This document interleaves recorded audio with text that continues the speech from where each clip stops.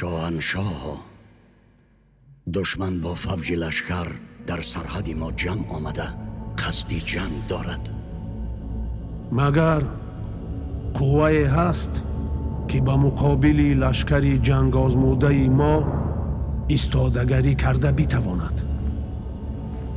آنها به کشور ما هجوم کردند، نه ما.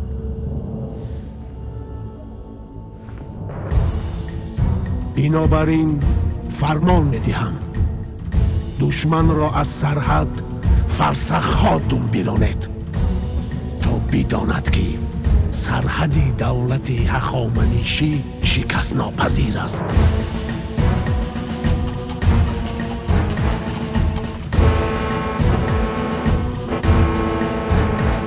گر فریدون داد برهم شوکت ضحاک را، پاک کرد از گرد زهرآلود آب و خاک را. آن کروشی زربزن لرزان تختی دور را، واژگون کرد و ستون و پایه های جو را. از تخمی در ایرانم پرورده شیرانم، رازی بکم و بشم از دوده سیرانم. ما وارثی اجدادم، ما شهرتی اولادم، فریاد رسی مردم در لحظه فریادم.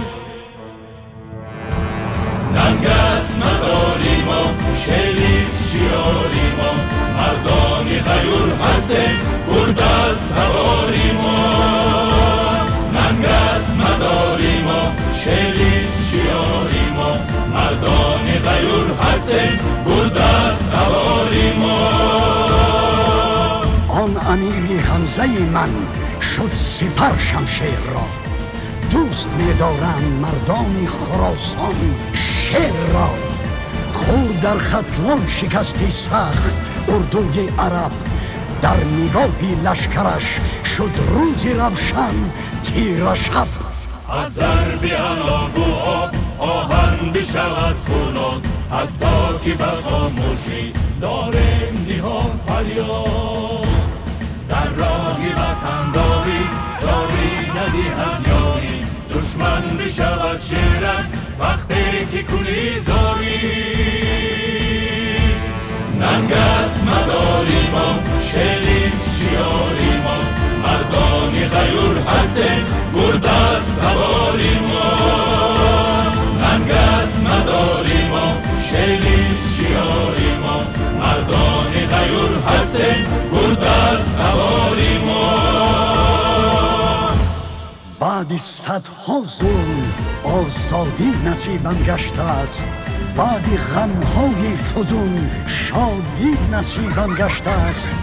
دارد اکنون کشوری من پیشوای خیش را، هم نشان و هم سرود و هم لیوای خیش را.